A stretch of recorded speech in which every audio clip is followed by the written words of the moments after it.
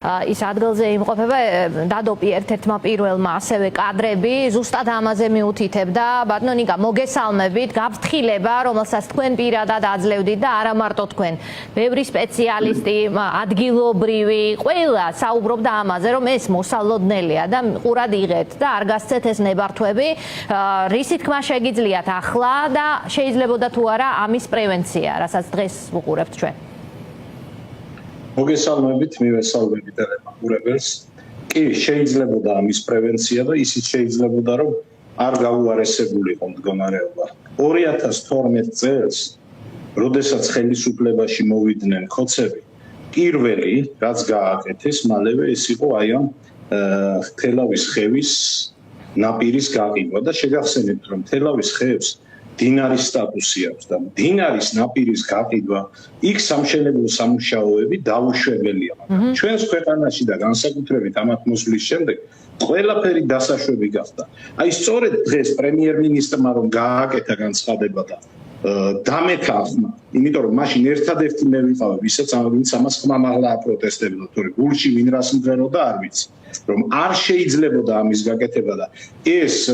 ძალიან ცუდ შედეგს გამოიღებდა ფაქტიურად ღმერთმა გადაგვარჩინა რომ სვერპლი არ აქვს აი სწორედ მაშინ უნდა იღონ ხოლმე ყურთ როცა საქმე ფუჭდება და ეხლა უკვე ურემი გადაბრუნებულია და გზაც გამოჩენილია პრევენცია იმისით შეიძლებოდა რომ აი ეს ხევი ბოლოში სადაც აი კონკრეტულად აი ეხლა რა კადრებიც გადის იქ იყო გაუწმენდავი ხეები იყო და ვარ გამტარიანობა იმდენი აღარ ქონდა და მოხდა ის აი რასაც ვუყურებთ ჩვენ ამ ყველაფერს რაც შეეხება თელავის თავში დამბებს რომელიც გაკეთდა 77 წლის წყალდიდობის შემდეგ აი ესეც პირადად ჩემი და ლეიბორისტული პარტიის მოთხოვნით ეხლა ვიღაცას შეიძლება არ დაიჯეროს და შემოვიდეს და ჩემ კედელზე დებს Facebook-ზე ის ძველი კადრები, როდესაც მოვითხოვე და ძალით გავაწმენდინე მაშინდელ ხელისუფლებას და უბრალოდ ეხლანდელ ხელისუფლებას მაშინ და თქვენ წარმოიდგინეთ მე ვიყავ 2017 წლებში თელავის საკრებულოს დეპუტატი და აი იმ დროიდან ვითხოვდი და აი რამდენიმე წლის წინ მივახციეთ რომ როგორც იქნება დღეს გაწმენდაზე 4 წლის წინ გაიწმინდა ყველაფერი მწყობში იყო და ამიტომ არ იყო ვინ ამბობდა უკაცრავად პაპუაშვილი ადგილზე პაპუაშვილს პირადად შევხვდი შემთხვევით იქ სადაც იყო დღეს სტიქიის ზონაში და სწორედ მე დავაბარე პრემიერ-მინისტრ კობახიძესთან და თქვენი საშუალებითაც მინდა უთხრა მას რომ აი ვინც გაყიდა ის კომერციული ფაქტები მეთქი ერთადერთი კაცი მე ვიყავი წინააღმდეგი და გადაეცით პრემიერ-მინისტრს რომ თუ რეალურად დაინტერესებულია იმით რომ პასუხი მოსთხოვოს იმ ადამიანებს მე მელაპარაკო მაგრამ აქედანვე გავაფრთხილებ რომ ვერავისაც ვერ მოსთხოვენ პასუხს იმიტომ რომ ის ვინც ის ტერიტორიები გაყიდა ისეთი პატრონი ყავს რომ კობახიძეს და პაპუაშვილის და სხვა დანარჩენებიც უძლური ხრიან იმ პატრონთან და სანამ რაიმე განცხადებას გააკეთებენ ჯერ დაფიქრდნენ ხოლმე ვის უპირისპირდებიან გითხარით მაინც ვინ არის ეს პატრონი ივანიშვილია მათზე უფროსი ასე გამოდის კი მეც ნუ მომთხოვთ ყველა მიცის და ადიკო ივანიშვილია კონკრეტულად იმის პატრონი ვინც ეს გაყიდა და დანარჩენი დადგნენ და თვითონ მოიკითხო მასალები სავსეა ბატონო ნიკა, თქვენ ახსენეთ რომ ღმერთმა გადაგვარჩინაო და იქ ღამე მოხდა ეს მართლა ღმერთის წყალობითო დღეს ყველა ამას ამბობდა რომ იქ არ იყო ხალხმრავლობა ამ დროს და არ იყო ღია ის ობიექტები რომელიც მიწასთან არის ფაქტობრივად გასწორებული რომ აღწეროთ ვითარება რამდენად დიდია ზარალი და ეს ჩვეულებრივი ამბავია აი გვაწოდებენ რომ სტიქია ყველგან ხდება მაგრამ მისი შედეგები და მისი პრევენციის ასე ვთქვათ სტატუსი თუ მე მასზე რეაგირების სტატუსი არის სხვადასხვანაირი იმის მიხედვით როგორი ქვეყანაა ეს რამდენად ანგარიშვალდებული საზოგადოებასთან და რამდენად ორიენტირებული რისკების მოგვარებაზე რამდენად დიდია ზარალი ადგილზე აი რასაც თქვენ ხედავთ რა განადგურდა ადგილზე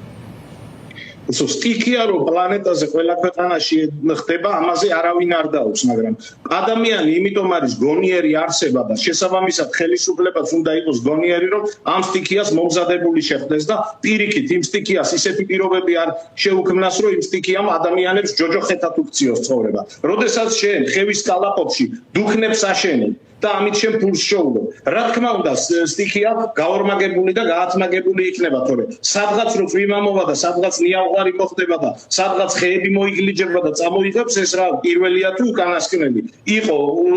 კაცობრიობის ისტორიაში, რა ვიცი, დასაბამიდან დღემდეა და ძალიან ბევრი წყალი ჩაივლის, როგორც იმ ანდაზაშია, მაგრამ აი იქ სადაც მე გელაპარაკებით იმ კონკრეტულ ადგილას, ეხლა სადაც პოლიცია ყარაულობს იმ შენობებს, რომ ადამიანებს ზედ არ დაეცეს და სხვა ეთერებში წავთქვი, რომ ის პოლიცია იმ ადგილებს კი არ უნდა ყარაულობდეს, იმ ადამიანებს უნდა ყარაულობდეს, ვინც ის საფრთხე შექმნა და ის შენობები ააშენა უადგილო ადგილას. და აი სწორედ მაგას ვიზახი, რომ შენ რო ხევის კალაპოტში შენობებს ააშენებ და დუქნებს გააკეთები. რა თქმა უნდა, სტიქია უფრო ვერაგი იქნება და უფრო დაუნდობელი იქნება. ვეღარ ნახა წყალმა გასასვლელი კალაპოტი და აი რამე ხერობ გაჭედილიყო, თქვენ წარმოგიდგენიათ რა მოხდებოდა. ეს არის კონკრეტულად იმ კავკასიონის ქუჩის თავში და წყლის დაგუბების შემთხვევაში იმ ხელა და ტალღა დაარტყავდა კავკასიონის ქუჩას, რომ შეიძლება ერთი კორპუსიც აღარ მდგარიყო დღეს იქ. და ახლა არ მინდა ხოლმე ვილაპარაკო, აი დღეს იქ ვიყავი, პატარა ქალაქია თელავი და დავინახე, რომ ახლა ტექნიკა მუშაობს, მაგას ვერ ვიტყვი, რომ ახლა არ მუშაობს. დავინახე იგივე ქალაქის მერი, რომელსაც აი ადამიანურად რო თქვა, სახეზე არ შეეხედებოდა, ისეთ შეწუხებულია კაცი, მაგრამ პრობლემა იმაშია, რომ აი ეს ქალაქის მერი წლების განმავლობაში მუშაობდა პროკურატურაში და ეხლა ერთ წელიწადში ვერ გაერკვევა ამ ამბებში და შეწუხებულია ბუნებრივად ის კაცი, მაგრამ არ იცის როგორ მართოს პროცესები. იგივე ქალაქს ყავდა წინა მერი, რომელიც იყო კორუფციაში ჩაფლული, გასცემდა ესე უკანონოდ მშენებლობების ნებართვებს, მრავალსართულიანი მშენებლობების ნებართვებს და თელავი რა არის? თელავი არის აქ კავკასიონის ხედი და ციუგომბორის ხედი და თუ მრავალსართულიან შენობებს დადგა და დაფარავ ამ ხედებს და ნიავს, თელავი დაკარგავს მთელ თავის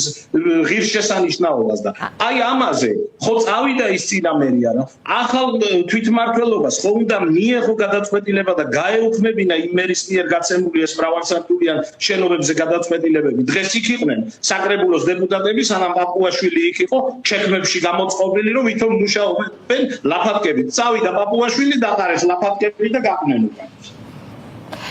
აღწერთ ახლა თქვენ მართლაც ამ ქვეყნის რეალობას. კორუფცია არის ამ ქვეყნის თავი და ხალხზე ზრუნვის ნაცვლად მომხვეჭელობა, საბოლოო ჯამში კი პროექტების პრევენცია საკითხებისა, რომელიც ხდება ქვეყანაში და არ ვიცი მე რამდენი ტრაგედიაზე უნდა ვისაუბროთ ჩვენ და მართლაც ღმერთს მადლობა, რომ აქ ადამიანური სიცოცხლის მე რაღაც მინდა ვთხოვოთ ეს სტიქი მოხდა, ეხლა მთელი ყურადღების ეპიცენტრი არის თელავი და მე მინდა ვთხოვოთ, რომ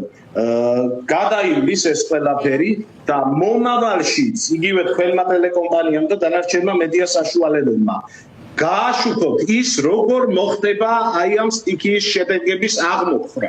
იმიტომ რომ თქვენ თქვით, რომ კორუფციაა მთავარი პრობლემა ამ ქვეყნისთან. იქ მე ორი დღეა ვხედავ ადამიანებს, ზოგიერთებს, რომლებიც აი ტრადიციულად გაიმარჯვებენ რაღაც ტენდერებში მერე და ისევ ფულის კეთება წავა და აი ამ სტიქიითაც კონკრეტული ადამიანები ხელს მოითმობენ და ისევ წავა მილიონების მოპარვა, ისევ წავა ხალხის ფეხებზე დაკიდება და კი, კარგია ესეთი კადრები ტელევიზიისთვის რაღაცა როცა ეპიცენტრში ხარ, მაგრამ სამომავლოდ მოიკითხეთ, როგორ წავა პროცესები თელავის წყალდიდობის შემდეგ რეაბილიტაციის პროცესში.